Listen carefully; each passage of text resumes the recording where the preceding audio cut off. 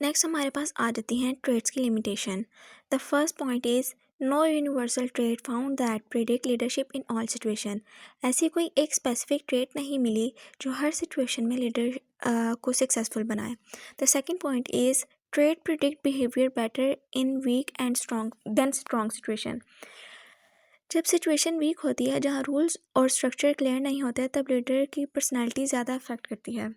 The third point is unclear evidence of cause and effect relationship between leadership and trade.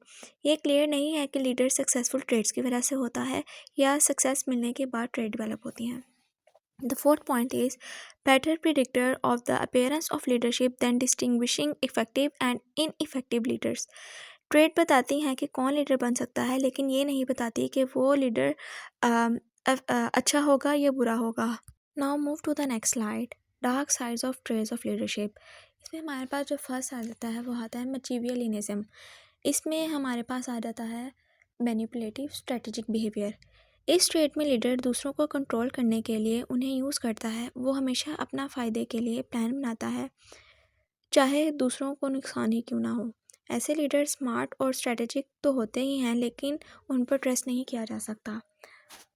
The next point is narcissism, self centred और arrogant. इस type के leader सिर्फ अपनी तारीफ सुनना चाहते हैं, दूसरों की ओपिनियन इग्नोर करते हैं और अपनी सक्सेस ही सब कुछ समझते हैं। वो खुद को परफेक्ट समझते हैं और क्रिटिसाइज होने पर गुस्सा करते हैं। The next trait is psychopathy, lack of empathy और गिल्ट। ऐसे लीडर दूसरों के इमोशंस को नहीं समझते, उन्हें दुख या गिल्ट फील नहीं होता अगर वो किसी को हर्ट कर दें। इनके लिए सिर्फ रिजल्ट मैटर करता है, किसी की फीलिंग्स या इमोशन नहीं। कैन लीड टू ये जितनी भी ट्रेड्स हैं ये शॉर्ट टर्म के लिए तो काम कर जाती हैं, लेकिन लॉन्ग टर्म के लिए ये फेलियर होते हैं, क्योंकि इस तरह के ट्रेड के जो लीडर्स होते हैं उन पर लोग ट्रस्ट नहीं करते और उनको काफ़ी आगे तक नहीं लेकर जाते। शॉर्ट टर्म के लिए तो वो इसको यूज़ कर लेते हैं और सक्सेसफुल हो जाते हैं, लेकिन ये लॉन्ग टर्म के लिए यूज़फुल नहीं है। नेक्स्ट हमारे पास आ जाता है इमोशनल इंटेलिजेंस। इमोशनल इंटेलिजेंस का मतलब है कि अपने और दूसरों के इमोशंस को समझना। इसमें हमारे पास 5 कंपोनेंट्स आ जाते हैं। The first one is self awareness. Self awareness, knowing your emotion and there effects. Leader अपने फीलिंग्स और बिहेवियर को समझता है। जब लीडर अपने इमोशंस को समझता है तो वो इम्पल्सिव डिसीजन नहीं लेता और अपने मूड को मैनेज कर लेता है। The next point is self regulation, controlling emotions and impulses. यानी अपने इमोशंस को कंट्रोल करना और काम रहना even in difficult situation. The next point is motivation, being driven to achieve goals. Emotionally intelligent leader अपने गोल से motivated होते हैं, सिर्फ रिवॉर्ड या प्रेज़ के लिए नहीं। नेक्स्ट हमारे पास आ जाता है empathy, understanding other feelings and view points. Empathy का मतलब है दूसरों के इमोशंस और पर्सपेक्टिव को समझना। एम्पैथी लीडर टीम के प्रॉब्लम्स को फील करते हैं और उनके लिए सपोर्ट प्रोवाइड करते हैं। नेक्स्ट हमारे पास आ जाता है social skill, building healthy relationship and communication. Social skills वाले लीडर्स अपनी टीम के साथ पॉजिटिव लीडरशिप बनाते हैं और क्लियर कम्युनिकेशन करते हैं। इमोशनल इंटेलिजेंस स्ट्रांगली प्रिडिक्ट करते हैं इफेक्टिव लीडरशिप की तरफ। Now move towards the next slide, that is behaviour theory. Theory is proposing that specific behavior differentiate leaders from non-leaders. ये थ्योरी हमें बताती है कि कुछ स्पेसिफिक बिहेवियर्स होते हैं जो लीडर्स को नॉन लीडर से डिफ्रेंशिएट करते हैं। Let's recall again about trade theory. Trade theory हमें कहती थी कि लीडर्स जो होते हैं वो पैदा होते हैं, उनको बनाया नहीं जा सकता। लेकिन बिहेवियर थ्योरी हमें ये कहती है कि लीडरशिप की जो ट्रेड्स हैं उनको सीखा भी जा सकता है। और नेक्स्ट पॉइंट हमारा है ओहायो स्टेट स्टडीज़।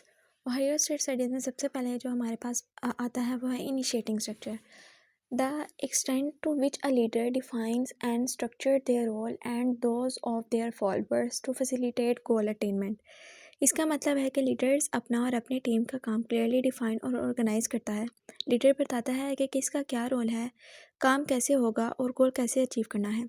ये लीडर ज़्यादा टास्क ओरिएंटेड होता है, मतलब काम और रिजल्ट पर फोकस करता है। नेक्स्ट हमारे पास आ जाता है consideration, the extent to which a leader has job relationships that are characterised by mutual trust, respect for subordinates ideas and regard for their feelings. इसका मतलब ये है कि लीडर अपनी टीम के लोगों की फीलिंग्स, आइडियाज़ और नीड्स का ख्याल रखता है। वो अपनी टीम्स के साथ रिस्पेक्ट और ट्रस्ट का रिलेशनशिप बनाता है। ये लीडर ज़्यादा पीपल ओरिएंटेड होता है, लोगों की वेलबींग और सेटिस्फेक्शन पर फोकस करता है। नेक्स्ट स्टडी जो हमारे पास आती है वो आती है university of Michigan studies. The first point is employee oriented leaders. इस किस्म के लीडर्स एम्प्लॉयज़ पर फोकस करते हैं। ये लोग आपस के रिलेशंस को इम्पोर्टेंट समझते हैं, एम्प्लॉय की पर्सनल नीड में इंटरेस्ट लेते हैं और हर एम्प्लॉय को अलग इंडिविजुअल समझ कर ट्रीट करते हैं। यानी ये मान लेते हैं कि हर बंदा मुख्तलिफ होता है और उसके जो प्रॉब्लम्स हैं और एबिलिटीज़ हैं वो डिफरेंट होती हैं। The next point is product oriented. इसमें हमारे पास जो ऐसा लीडर जो प्रोडक्ट ओरिएंटेड होता है वह उसका फोकस ज़्यादातर प्रोडक्शन पर होता है। यानी उसको अपने जो एम्प्लॉय हैं उसके फीलिंग्स या इमोशन से उसका कोई लेना देना नहीं होता, ज़्यादातर उसका फोकस प्रोडक्ट पर होता है। इस स्टडी से हमें जो रिसर्च हमें मिली उसकी फाइंडिंग्स ये थी कि जो लीडर प्रोडक्शन ओरिएंटेड था वो ज़्यादा सक्सेसफुल था as compared to employee oriented.